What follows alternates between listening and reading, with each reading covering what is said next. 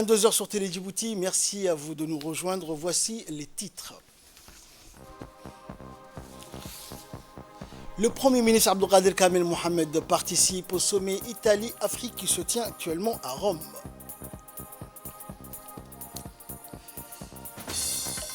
Et une réunion à Paris sur un cessez-le-feu dans la bande de Gaza. Voilà pour les titres, bonsoir à tous. Le Premier ministre Abdelkader Kamel Mohamed et la délégation qui l'accompagne, dont l'ambassadeur de Djibouti à Paris en Italie, Aïd Moussaïd Yahya, ont pris part hier, lundi 29, au sommet Italie-Afrique, au siège du Sénat italien à Rome, au palais Madama, lieu historique et pilier du pouvoir de l'Italie. Ce sommet dénommé Italie-Afrique, un pont pour une croissance commune, a été honoré par une grande participation de chefs d'État et chefs de gouvernement africains, des instances dirigeantes de l'Union africaine, ainsi que plusieurs organisations internationales.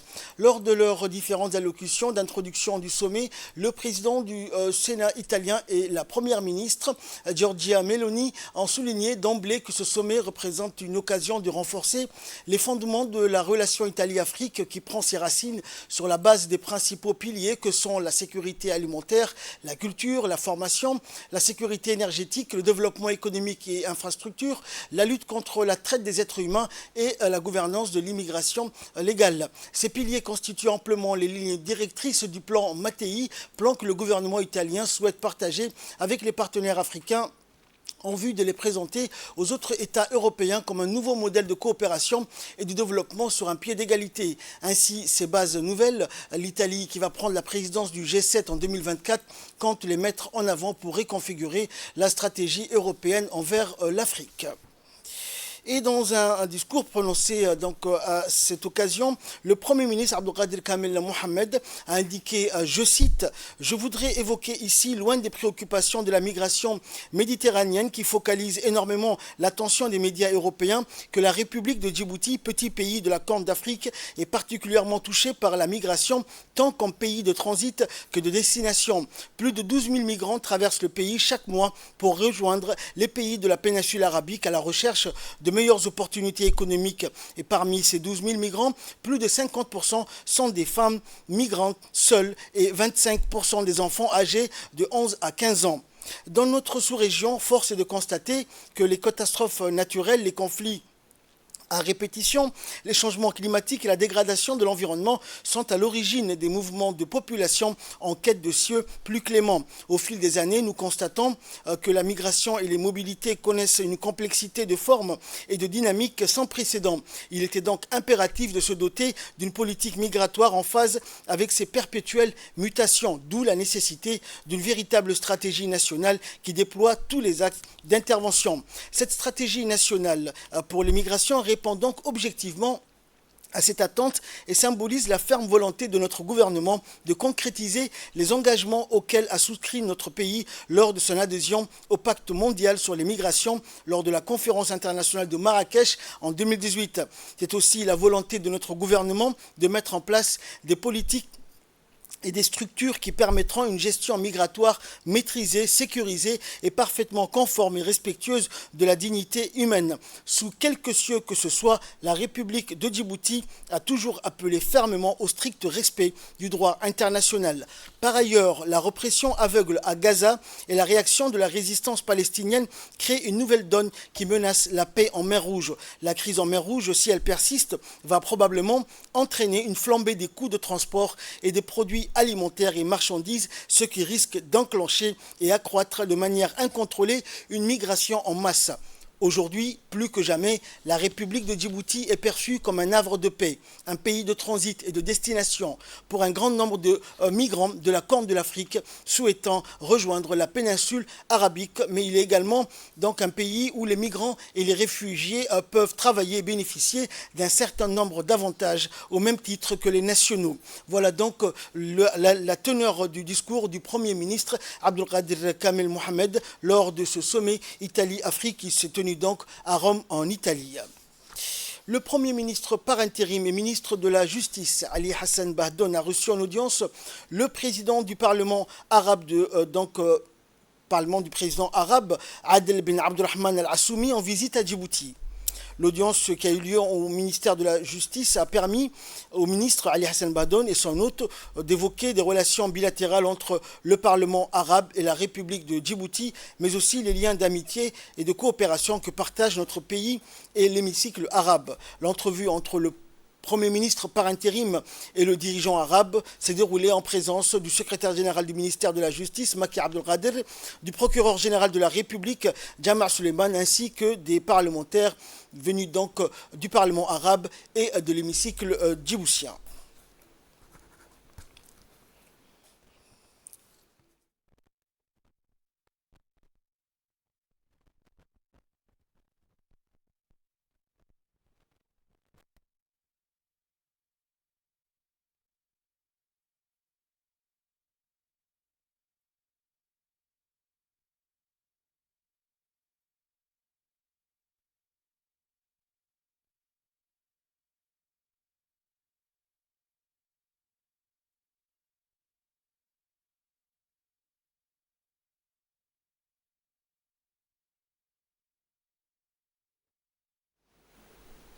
Et par la suite, le Premier ministre par intérim et ministre de la Justice, Ali Hassan Bahdoun, avait reçu en audience l'ambassadeur de la Libye, accrédité à Djibouti, Abdel Menem Al-Fougui, avec qui il a discuté donc des relations de partenariat et de coopération entre les deux pays. L'entrevue entre le Premier ministre par intérim et ministre de la Justice et l'ambassadeur de la Libye s'est déroulée donc en présence des proches collaborateurs des deux responsables.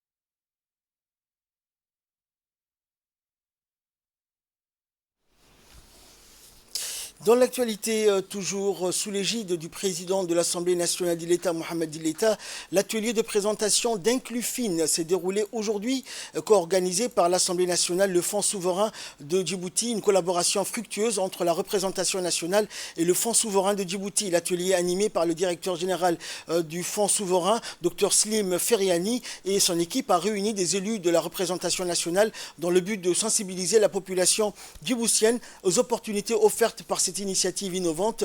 Le président de l'Assemblée nationale d'Ileta, Mohamed Ileta, a mis en exergue dans son intervention l'importance cruciale d'Inclufin dans le paysage économique djiboutien. Aujourd'hui, nous ouvrons une fenêtre vers de nouvelles opportunités économiques et invitons le FSD à présenter cette initiative novatrice à nos représentants nationaux, a indiqué donc le président de l'Assemblée nationale. Il a souligné également l'importance de ce premier projet du Fonds souverain marquant une étape décisive dans son évolution et son impact sur l'économie nationale. Inclufin, qui est une plateforme révolutionnaire conçue pour renforcer les liens entre les porteurs de projets, les jeunes entrepreneurs, les innovateurs et les investisseurs. Elle est destinée à devenir un outil indispensable pour le développement économique de Djibouti, facilitant ainsi l'accès au financement et au soutien professionnel pour les startups et les petites et moyennes entreprises. Cette assise reflète l'engagement fort de la représentation nationale en faveur du secteur privé, de l'innovation et du développement durable et inclusif. Suivons tout de suite l'intervention du directeur général du Fonds souverain de Djibouti. Être ici avec vous aujourd'hui est un signal fort de votre attachement, Monsieur le Président et honorables députés, votre attachement clair et net depuis sa création en 2020 à l'institution qu'est le Fonds souverain de Djibouti, qui a été missionné pour prendre activement part au processus de développement du pays. Et donc l'occasion est ainsi offerte pour vous exprimer toute notre gratitude et notre respect pour votre engagement et soutien à la réussite d'Inclufin et du FSD. Je profite de cette occasion pour réitérer nos remerciements à son Excellence, Monsieur le Président de la République, Monsieur Ismail Omar Guelleh, pour sa vision et leadership, ainsi que son gouvernement et vous, législateurs, pour avoir créé le Fonds souverain de Djibouti. Excellence, Monsieur le Président de l'Assemblée nationale, Mesdames et Messieurs, honorables députés, avec le lancement récent, donc il y a 3 mois, le 26 octobre 2023, de la première plateforme de crowdfunding de Djibouti, donc Inclufin, le nom, pareil, c'est 2 termes, c'est inclus pour inclusion et fin pour financière. C'est ce qu'on fait. Donc avec le crowdfunding, la finance participative, on fait de l'inclusion financière. C'est un mot très important pour les pays en voie de développement et surtout donc dans ce cas-là pour Djibouti. Donc c'est le premier aussi projet du FSD et nous marquons donc le début d'un nouveau chapitre dans la vie de ce très jeune fonds souverain et qui en fait représente la phase de décollage, comme je l'appelle, de cette institution. Nous avons inauguré en novembre dernier, donc quelques semaines après, la première pioche du projet solaire de 25 MW du Grand Bara. J'espère qu'il y a donc des députés parmi nous qui sont de la région. Et dans quelques semaines, Inch'Allah, on fera la même chose avec notre projet solaire du PK23.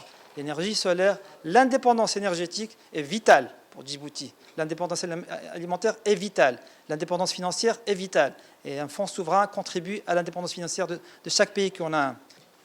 Donc le FSD est le promoteur et l'actionnaire unique d'Inclufin. Et comme le FSD est à 100% détenu par l'État, au final, donc, le mérite revient à l'État de Djibouti pour la création d'un nouvel outil pour le financement des jeunes entrepreneurs, des start-up, des PME, du secteur privé, qui doivent devenir à long terme le fer de lance de l'économie djiboutienne.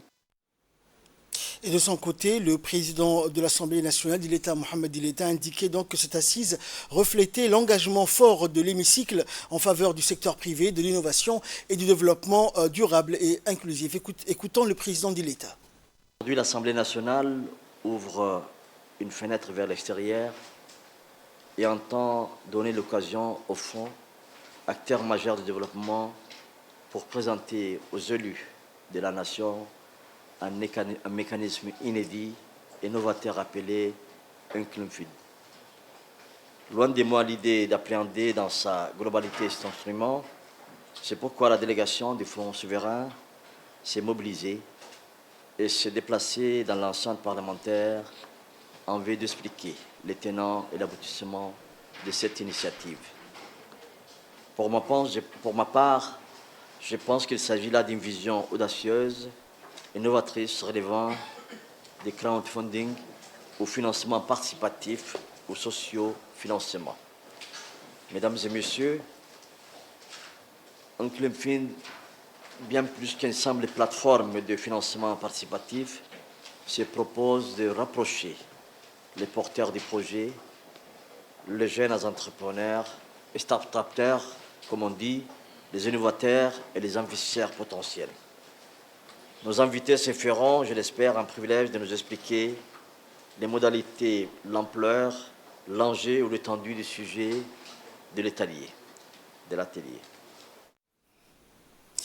En Nouvelle Nationale, toujours une réunion de coordination cruciale s'est déroulée aujourd'hui au centre clé, rassemblant plusieurs ministres impliqués directement dans les domaines clés du capital humain. L'objectif principal étant de discuter des conclusions et des recommandations du rapport sur le capital humain. La participation des membres du gouvernement concernés par le capital humain souligne l'importance de ces domaines en tant que piliers fondamentaux du développement social et de la lutte contre la pauvreté. Cet important atelier s'est déroulé alors que le ministère des Affaires sociales et de solidarité a donné le coup d'envoi de la Semaine nationale de la solidarité lors de la cérémonie d'hier, placée sous le patronage du président de la République, Ismaël Omar Guelleh.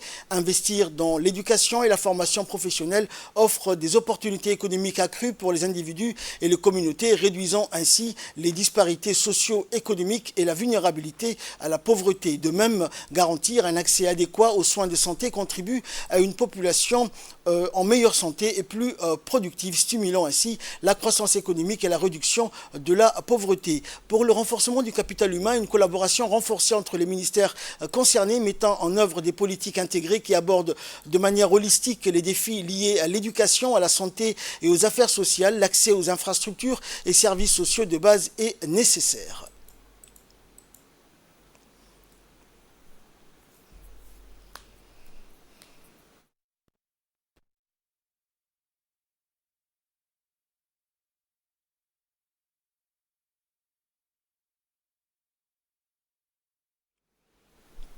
Et suivons à présent l'intervention de la représentante de la Banque mondiale, Fatou Fall. Aujourd'hui, nous avons entendu parler des efforts, des réalisations, des défis nationaux en matière d'accumulation, de protection et d'utilisation du capital humain. Nous avons également entendu beaucoup d'exemples concrets de ce qui se fait, de ce qui devrait se faire mieux et différemment, ainsi que du soutien et des efforts qui seront nécessaires dans les années à venir. Vous l'avez tous noté, le gouvernement s'est fermement engagé en faveur de l'accumulation du capital humain et dans l'agenda du capital humain, nous en réjouissons. Et ceci a été traduit en particulier dans la vision 2035 du président de la République. Donc que ce soit dans les domaines de la santé, de l'éducation, de la protection sociale, Djibouti a fait de grands progrès, nous l'avons tous entendu. Le renforcement du capital humain nécessite donc des investissements judicieux et opportuns dans les personnes et les systèmes qui fournissent des services essentiels. En effet, comme le montre le rapport, la petite enfance et l'adolescence offrent de grandes fenêtres d'opportunités. Ceci nécessitera des investissements ciblés, des efforts concertés pour renforcer donc les systèmes de prestation de services de développement humain. Et pour sa part, le ministre de l'économie et des finances chargé de l'industrie, Ilyas Moussa Dawalé, a rappelé donc l'importance de renforcer le capital humain. On l'écoute. Il y a un sujet qui porte l'avenir de notre nation et de nos enfants et de nos générations à venir, c'est de vraiment s'assurer qu'on leur offre les voies et moyens nécessaires pour être en mesure de compétir et de participer à cette compétition qui est de plus en plus globalisée.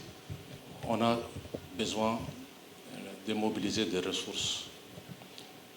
Et ces ressources, on a besoin de les rendre priorisées vers le capital humain. Parce que nous aspirons à construire, à développer une société qui est culturellement, spirituellement élevée, vivant en harmonie entre elles, mais également autour d'elles. Et cette société, on la souhaite, on aspire à ce qu'elle soit prospère. Et cette prospérité nécessite un capital humain solide. On est dans la semaine de la solidarité. On a besoin d'avoir une attention particulière aux personnes nécessitant et ayant des besoins spéciaux.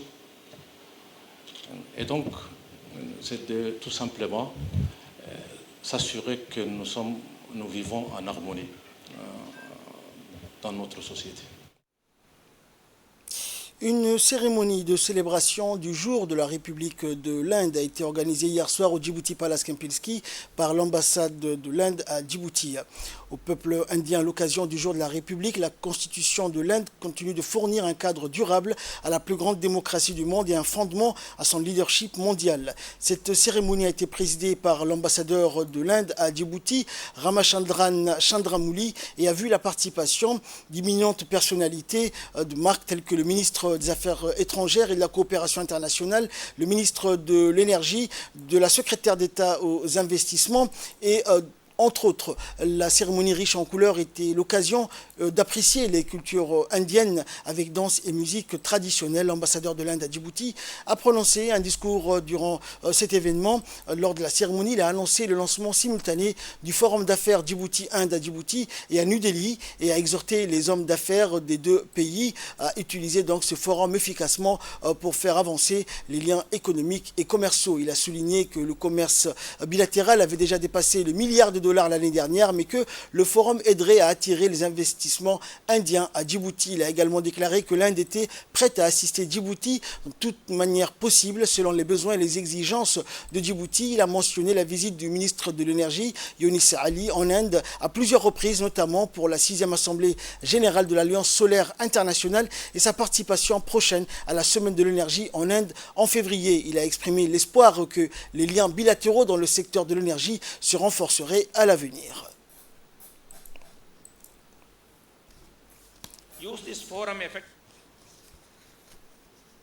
Et le chef de la diplomatie djiboutienne, Mahmoud Ali Youssouf, a prononcé également un discours lors de cette cérémonie. Il a félicité le peuple indien pour sa constitution démocratique et son leadership mondial et a exprimé sa gratitude à l'ambassadeur pour l'occasion de découvrir la culture indienne. Il a également réaffirmé l'engagement du gouvernement djiboutien à renforcer la coopération avec l'Inde dans divers domaines. Il a conclu son intervention en souhaitant au peuple indien paix, prospérité et succès. Le ministre de l'Éducation nationale, de la formation professionnelle, Moustapha Mohamed Mahmoud, la ministre de la Ville, de l'Urbanisme et de l'Habitat et le président de la Chambre de commerce de Djibouti ont conjointement inauguré hier le centre sectoriel de formation professionnelle au métier du bâtiment et des travaux publics. Cette cérémonie donc a vu la participation de plusieurs hauts cadres et responsables des ministères cités, et le centre qui est le deuxième d'une série de 8 centres qui seront construits à Djibouti-Ville est le résultat d'un long processus de collaboration entre le ministère de la Ville, de l'Urbanisme et de l'Habitat, le MENFOP et la Chambre de commerce de Djibouti. En effet, ce centre a été construit par le ministère de tutelle du secteur du bâtiment et mis à la disposition de celui en charge de la formation professionnelle pour préparer une main-d'œuvre qualifiée qui réponde aux besoins du marché du travail du secteur du bâtiment et travaux publics. Le centre accueille 4 filières de formation en BTS identifiées conjointement par les 3 parties: économistes de construction, conducteurs de travaux du bâtiment, topographes et conducteurs des travaux publics.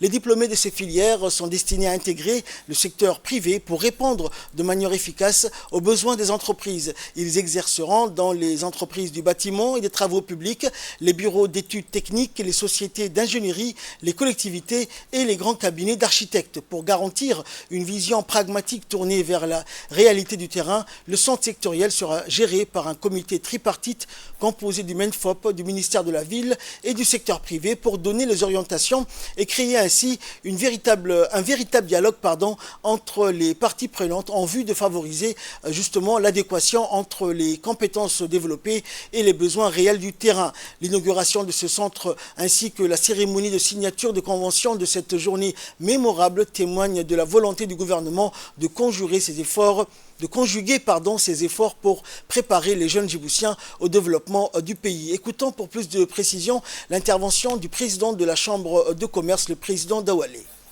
L'inauguration d'un centre de formation professionnelle dédié au métier du PTP, simultanément avec la signature des conventions de partenariat, est une bonne nouvelle pour notre secteur d'activité. Le secteur du PTP doit être un pilier essentiel dans notre économie, qui doit aussi contribuer non seulement à la croissance, mais aussi à la création d'emplois et au développement durable. Nous comprenons donc l'importance de soutenir et d'accompagner nos entreprises dans leur quête de modernisation, d'augmentation des productivités. Aujourd'hui, malgré son importance économique, le secteur du bâtiment et travaux publics est confronté à plusieurs défis allant de la structuration des entreprises du secteur à l'insuffisance d'un cadre réglementaire devant favoriser le développement des entreprises, l'accès au marché en passant par la disponibilité de compétences techniques et professionnelles pointues. Notons toutefois que le secteur privé a pris l'initiative de commencer à se structurer en vue d'être un interlocuteur efficace et actif dans ces processus de réforme.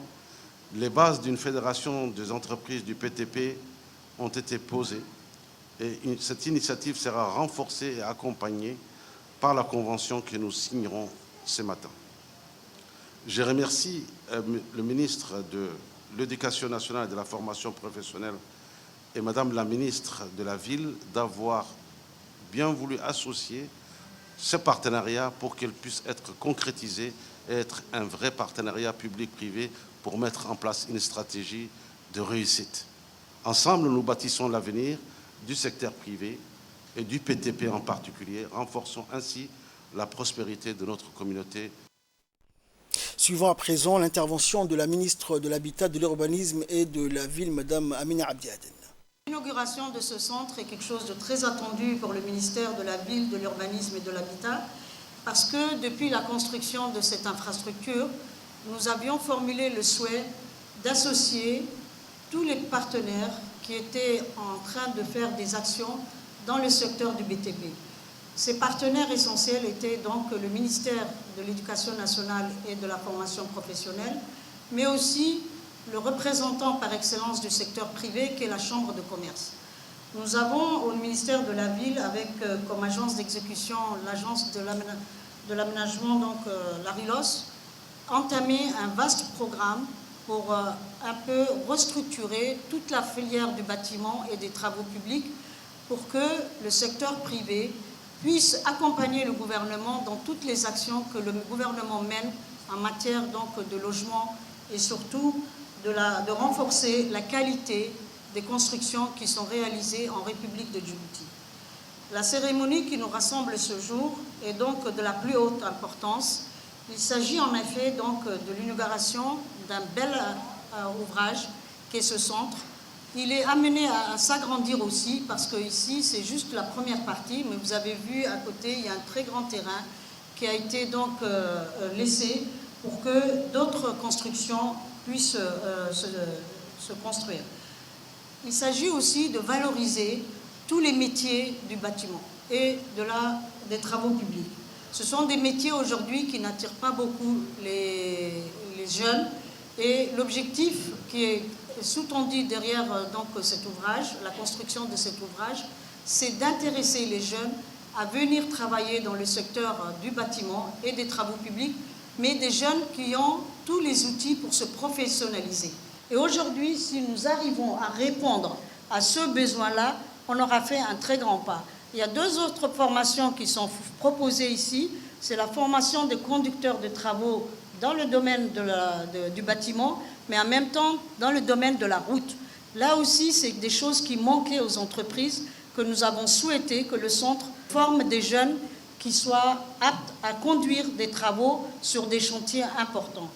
Je vous remercie et je souhaite vraiment que nous réussissions et que nous nous retrouvions au bout d'une année ou 2 ans avec les jeunes qui sont donc le fruit de notre collaboration.